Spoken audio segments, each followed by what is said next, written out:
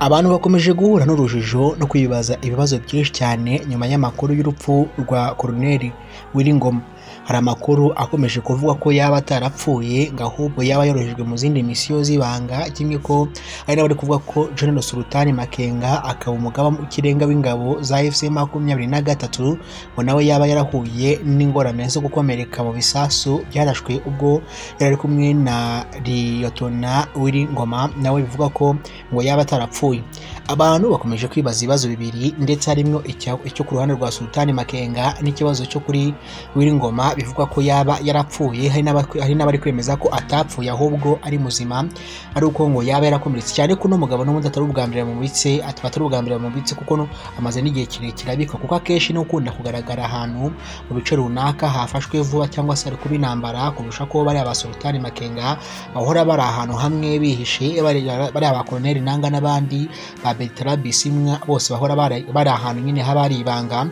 Rero harimo abantu benshi bakomeje kwibaza niba Mugenzi Wiringoma, undi niko yitwa amazina ye yombi, yitwa Mugenzi Wiringoma ariko abenshi mu muzi Liyotona Colonel Wiringoma, yaba akiriho cyangwa se yaba yitavye Imana. Nibyo rero nje kukubwira, ariko nanone nje kukubwira ngendeye ku cyemezo cyangwa se itangazo ryasohowe na Alliance Fleuve Congo. Ni itangazo riri mu rurimi rw'igifaransa ndetse ryasohotse rije guca impaka no gukuraho ibibazo cyangwa se no gukuraho umungenge n'ibibazo abantu benshi mwibaza niba koko Wiringoma yaba akiriho cyangwa se yaba yapfuye. Rero ubundi Wiringoma uyu nguyu yarasanzwe ari umuvugizi wa FC23, akesha benshi bamumenye ubwo yakimbizaga cyangwa se ubwo yafataga umujyi wa Goma. Nanjye nibwo namumenye bitewe nuko yagaragaye cyane ku mashusho ndetse agaragara kumwe n'abantu agaragiwe n'abamurinze, ndetse avuga uburyo bafashe inka zimwe mu ngabo zirwana ku ruhande rwa FARDC n'uburyo bafashe muri amujyi ndetse n'abacanshuro, uburyo yavanye abacanshuro ndetse n'ingabo za SADC hariya muri Goma muri Repubulika Iharanira Demokarasi ya Kongo. Abayisha bamumenye ku ijambo nka quickly, no joke bro ndetse n'andi matirimi menshi cyane. Benshi bamumenye ukuntu akunda guseka, ubu ni umugabo utajya urakara, ahora aseka. Yari kuvugana n'umwanzi waseka, yari naseka. Rero yanasezeranyije n'abanyamurenge ko hari igihe kizagera abanyamurenge bakaba bari freedom, bajyeho bashaka, biga ko bashaka, ntawo bakoraho, ntawo barya urwara, kimwe n'abandi bakongomani bose bazaba bari muri Kongo, bazaba bafite umutekano nk'uko yagiye abibasezeranya. Rero mu kanya hasohotse itangazo ryasohowe n'iri huriro ry'ingabo AFC23, ariko nanone hari n'indi tangazo ryashizwe ku rubuga rwa X rwa Bertrand Bisimwa, nawe akaba abarizwa muri no AFC23, ndetse ari no kuvuga ku by'urupfu rwa Wiringoma. Abenshi rero bari no kuvuga ko Sultan Makenga ngo yaba arembye cyane, nawe ngo kubera ko yari kumwe na William Ngoma hari azarubaya bagiye kureba uko bimeze, bari no kwiga urugamba no kuba hari agace gashakwa cyane, urumva bagomba kujya kwibukura bigomba kugenda.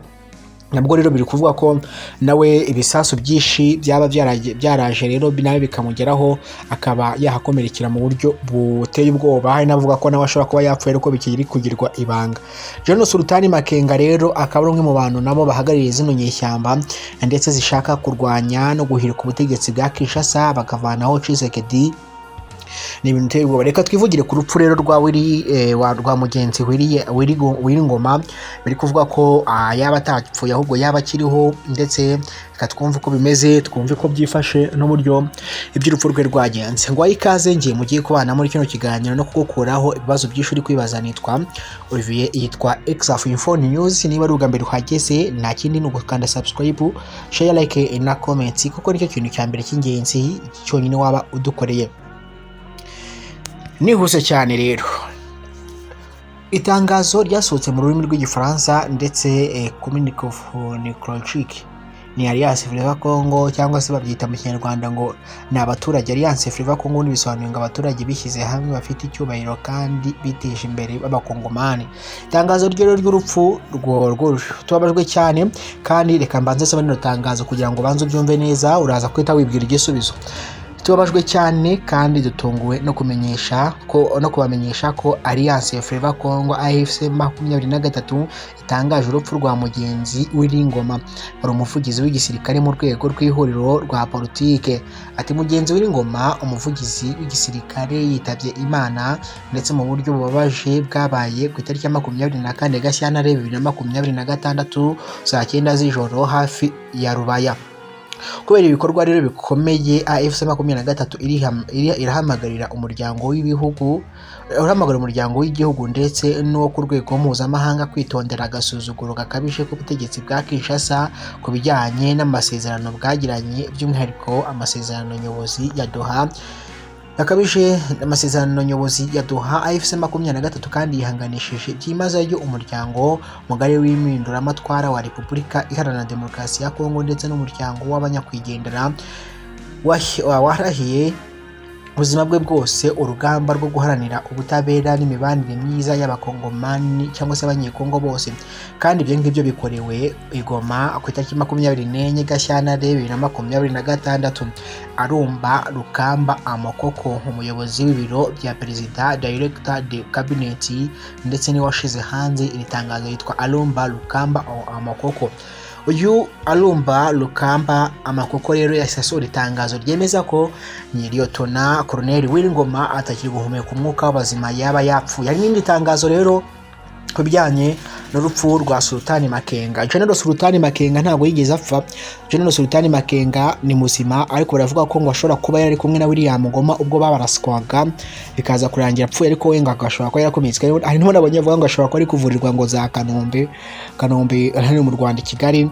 Abandi bakavuga ngo ameze nabi cyane ngarinda gupfa, abandi bakavuga ngo nawe ashobora kuba yapfuye, sibyo ko byagizwe ibanga kugeza iki kano kanya. Rero abavuze amakuru bavuze ko ameze neza, ntago yigeze apfa ngo kandi ntabwo yigeze akomereka. Gusa arimo aravuga ati niba yari kumwe na Wiringoma ntago rwose biriya bisasu yari gutuma adakomereka, kereka niba yari kuba ari cyuma ngayo nguko. William Ngoma rero Wiringoma ntakiri guhumeka umwuka w'abazima, murabyumvishije kubera ko nyine yamaze gupfa, akiriho nyine yapfuye ubyumve. Ndetse n'abakomeje gukwirakwiza ayo makuru bavuga ngo ni muzima, byagenze ko byagenze gufite ibigo n'ibyanyu mufite aho mwabikuye, ariko Wiringoma yapfuye ntakiri guhumeka umwuka w'abazima. Mwari mwakiri mu bayo, icyo kintu cyonyine namwifuriza, ndetse ni Nyagasani amwakiri mu bayo, icyo kintu cyonyine namwifuriza.